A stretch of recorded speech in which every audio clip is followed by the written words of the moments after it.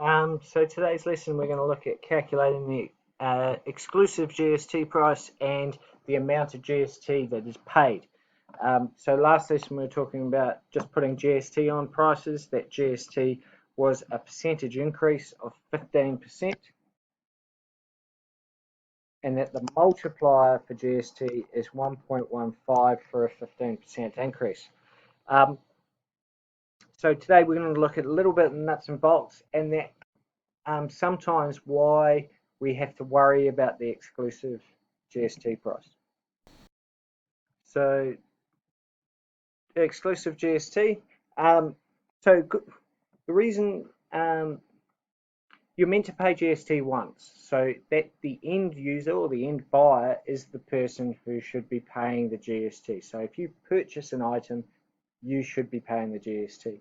Now it gets slightly complicated by the fact that retailers or people, personal people who are just buying the goods and services for their use, aren't the only people that buy products and things like that. So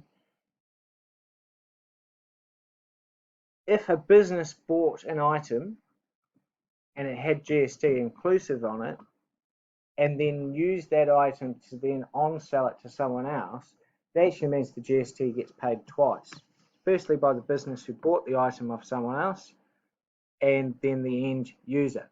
So what businesses can do is that they don't pay the GST. They can actually buy all the products that they use for their business without the GST, which is GST exclusive. So GST exclusive is without GST. So they claim it back from the IRD, or they offset it with the GST that they have to pay for the goods that they've sold. So it's why sometimes when you look at different websites or websites that particularly cater towards businesses, they have give prices where it's got exclusive of GST. So this is taken off the website for Office Max. Obviously, they supply the stationery at the school, and that you guys would be paying GST on that. However, if the school bought some stuff from Office Max or any other business, they wouldn't pay the GST. Now, each business has to be GST registered, which on the receipt from New World, which I said in the last lesson, showed you at the last lesson, it showed you the GST registered number. So this has to be factored in for businesses. So that's why maybe sometimes if you've used Office Max to buy your stationery or buy items, that you think you're getting it from one price and then it adds it on.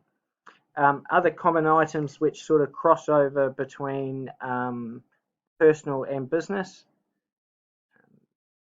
looking at vehicles. So obviously vehicles could be used for personal people, but obviously builders and things like that will use utes as a work vehicle. Now they don't have to pay GST on the leases or if they purchase the vehicle outright. So you'll see that these prices are advertised again as GST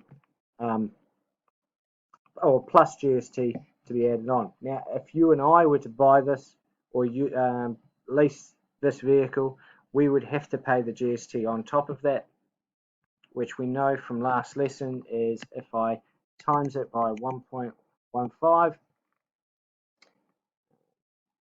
so 75 times, it means that I'd be paying $776.25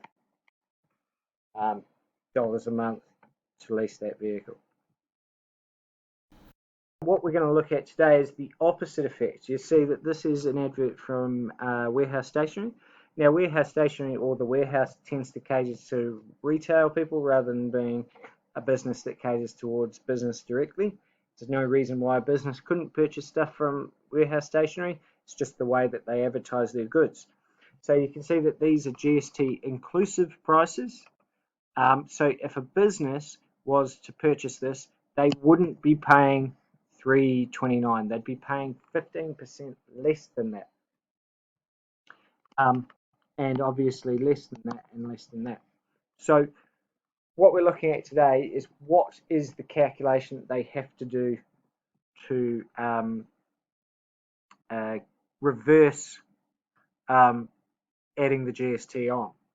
So the key thing with our increase that we saw before is that we times by 1.5. Now, the key to this is that we actually want to go backwards. So we want to go back from the increased quantity to the decreased quantity. And to do that, the opposite of times is divide. So simply the answer is what we have to do is divide by 1.15. So to get the GST, from the GST exclusive price to the inclusive price, it's an increase. So we times it by 1.15, go from the inclusive price to the exclusive price, we have to reverse it and divide by 1.15. It's a common mistake people make is that they think, oh, if I'm increasing by 15%, that I have to decrease by 15%. It doesn't work because the percentages change from the different amounts, that the actual opposite of increasing is actually dividing by the percentage or dividing by the multiplier. So you'll be familiar with our grocery list that we've had before. Sorry, that should say exclusive. So how we're going to change it slightly is that we've got some prices of the first line that are GST exclusive, and what we need to do is find the inclusive price. So to do that, we have to make sure we're multiplying because we're going from exclusive to inclusive. So times by 1.15. So we need to make sure we do that. So if you could pause the video, have a go at doing that and see what answers you get. So pause the video now.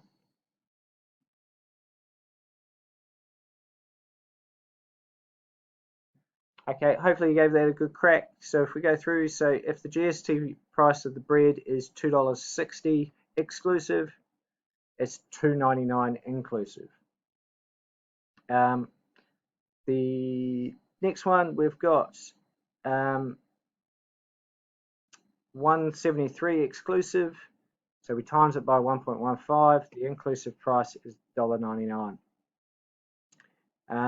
The exclusive price of the Weight Watchers wholemeal loaf is $1.30. Times it by 1.15, we get $1.50. Last one, the orange juice is exclusive, $1.56. Times it by 1.15, we get $1.79. So the key thing to point out is that a business would pay this price, we would pay that price. So same thing as before, so finding the GST exclusive price. So we're going, this time we're going in the opposite direction, this way. So what we need to do is divide by 1.15. So we've got the inclusive prices here. What we need to do is work out the inclusive price. So to do that, we're going to divide by 1.15. If you could pause the video and have a crack at that, and then we'll go through the answers.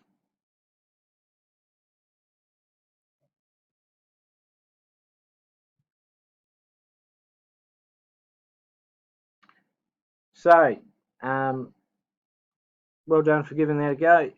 We have $2.20 inclusive of GST, means we end up with $1.91 exclusive. The quarter pounders are $2.50 inclusive, so exclusive they're $2.17. The bird's eye chicken curry and rice is $4.50 inclusive, So it's exclusive, it's $3.91. And lastly, the tea bags, $7.90 inclusive, divided by 1.15, you end up with $6.87 exclusive of GST. So the last thing I just wanted to cover was looking at finding the GST. So once you know both prices, you can then work out how much GST has been spent. So it's basically the difference between the exclusive and the inclusive price. So the difference is we should be thinking subtraction. I've got to subtract the inclusive price, the exclusive price from the inclusive price. The other way that you can do it is just find 15% of the exclusive price. Obviously, that's a little bit more difficult if you start with the inclusive price. So, for example, find the amount of GST paid if the inclusive price is $73.60. So the first step is to find the exclusive price. So we take our inclusive price and we divide it by 1.15. That gives us $64. Then simply all we do is find the difference between our inclusive price and the exclusive price, which is $73.60, take away 64, and we end up with $9.60. So the business would have to pay $9.60 GST on that transaction. The other example, looking at find the amount of GST paid if the exclusive price is 96. So the first thing you could do, so a couple of things. First thing, you could find the inclusive price and work out the difference in the same way that we did before. The only difference is you'd take 96 and you would times it by 15%. The other way you could do it is simply treat it as an amount question of finding 15% of 96. So we know that of means times, and that 15% is simply 15 over 100. Now, if you've got the natural calculator, you can do that straight away, or if you've got a fraction calculator. If you don't, you need to convert the 15 over 100 to a decimal, which is 0.15, and times it by 96. If you do that, you get $14.40, and that's the amount of GST you pay. So there's some work out of the workbook to complete. Go to your OneNote page, lesson page, and have a crack at it.